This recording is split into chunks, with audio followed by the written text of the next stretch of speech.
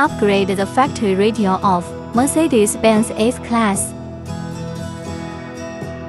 First, let's remove the buttons of the original car screen.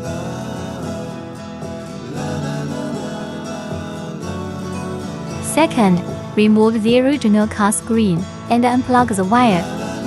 Third, remove the screws from the panel and remove the host inside.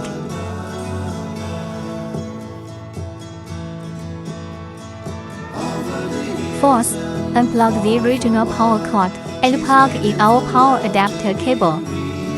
Fifth, take out our large screen to navigate and plug in the wire.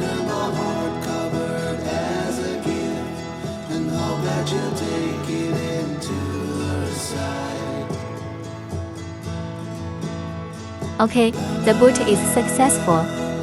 Sixth, we will install the new screen inside.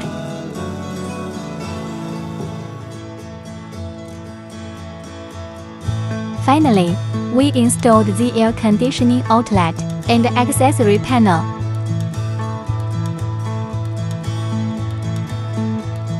Let's test the function. Support voice control navigation map. Support Bluetooth phone calls, Bluetooth music.